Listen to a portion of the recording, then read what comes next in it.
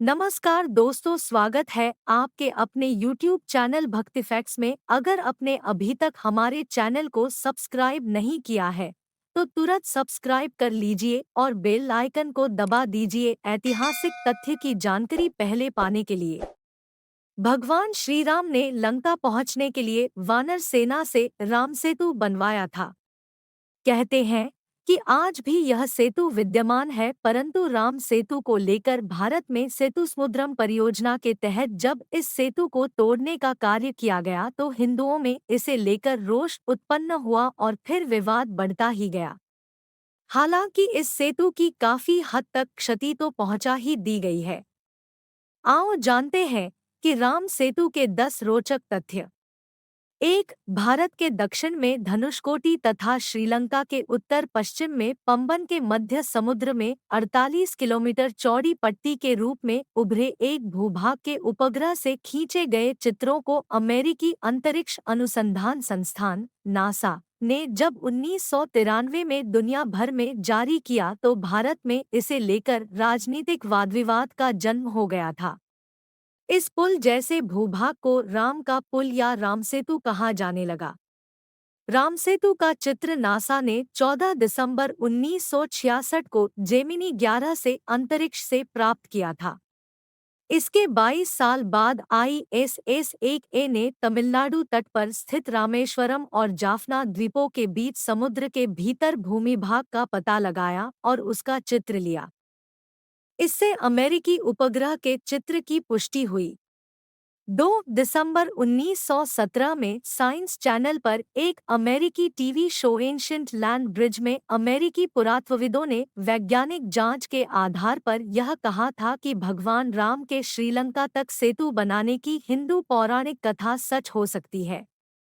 भारत और श्रीलंका के बीच 50 किलोमीटर लंबी एक रेखा चट्टानों से बनी है और ये चट्टानें 7000 साल पुरानी हैं, जबकि जिस बालू पर ये चट्टानें टिकी हैं वह 4000 साल पुराना है। नासा की सैटेलाइट तस्वीरों और अन्य प्रमाणों के साथ विशेषज्ञ कहते हैं कि चट्टानों और बालू की उम्र में यह विसंगति बताती है कि इस पुल को इंसानों ने बनाया होगा। 3. इस पुल जैसे भूभाग को राम का पुल या रामसेतु कहा जाने लगा। सबसे पहले श्रीलंका के मुसलमानों ने इसे आदम पुल कहना शुरू किया था। फिर ईसाई या पश्चिमी लोग इसे एडम ब्रिज कहने लगे। वे मानते हैं कि आदम इस पुल से होकर गुजरे थे। 4. रामसेतु पर कई शोध हुए हैं। कहा जाता है कि 15वीं शताब्दी तक इस पुल पर चलकर रामेश्वरम से मन्नार द्वीप तक जाया जा सकता था, लेकिन तूफानों ने यहाँ समुद्र को कुछ गहरा कर दिया। 1480 ईस्वी सन में यह चक्रवात के कारण टूट गया और समुद्र का जल स्तर बढ़ने के कारण यह डूब गया। 5. वाल्मीकि रामायण कहता है कि जब श्री राम ने सीता को लंकापति रावण से छुड़ाने के लिए लंका द्वीप पर चढ़ाई की तो उस वक्त उन्होंने विश्वकर्मा के पुत्र नल और नील से एक सेतु बनवाया था, जिसे बनाने में वानर सेना से सहायता की थी।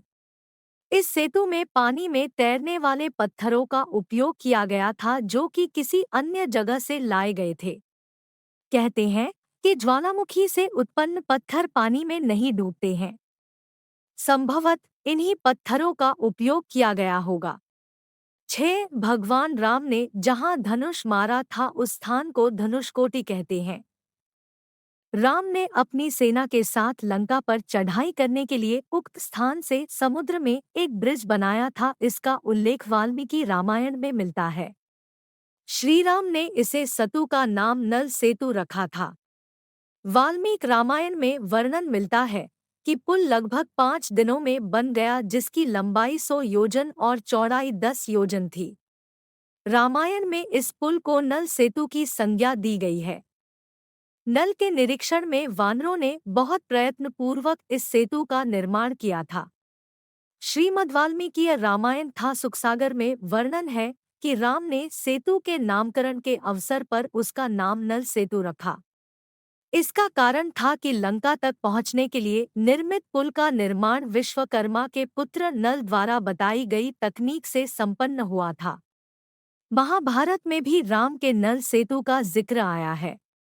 7 वाल्मीकि रामायण में कई प्रमाण है कि सेतु बनाने में उच्च तकनीक प्रयोग किया गया था।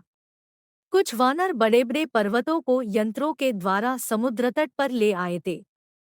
कुछ वानर 100 योजन लंबा सूत पकड़े हुए थे, अर्थात पुल का निर्माण सूत से सीध में हो रहा था। 8 वाल्मीकि रामायण के अलावा कालिदास ने रघुवंश के 13वें सर्ग में राम के आकाश मार्ग से लौटने का वर्णन किया है। इस सर्ग में राम द्वारा सीता को रामसेतु के बारे में बताने का वर्णन है। यह सेतु कालांतर में समुद्री तूफानों आदि की चोटें खाकर टूट गया था। अन्य ग्रंथों में कालिदास की रघुवंश में सेतु का वर्णन है। स्कंद पुराण, विष्णु पुराण, अग्नि पुराण और ब्रह्मा पुराण में भी श्रीराम के सेतु का जिक्र किया गया है। 9 वाल्मीकि के अनुसार 3 दिन की खोजबीन के बाद श्रीराम ने रामेश्वरम के आगे समुद्र में वह स्थान ढूंढ निकाला जहां से आसानी से श्रीलंका पहुंचा जा सकता हो। उन्होंने नल और नील की मदद से उक्त स्थान से लंका तक का पुनर्निर्माण करने का फैसला लिया।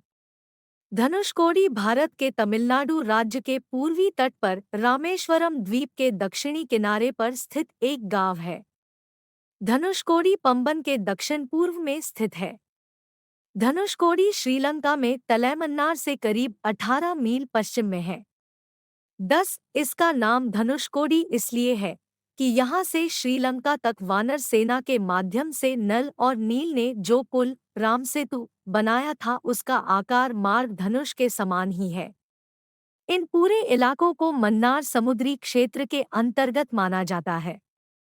धनुषकोडी ही भारत और श्रीलंका के बीच एकमात्र स्थलीय सीमा है जहां समुद्र नदी की गहराई जितना है जिसमें कहीं कहीं भूमि नजर आती है। आपको हमारी ये वीडियो कैसी लगी हमें कमेंट सेक्शन में कमेंट करके ज़रूर बताएं।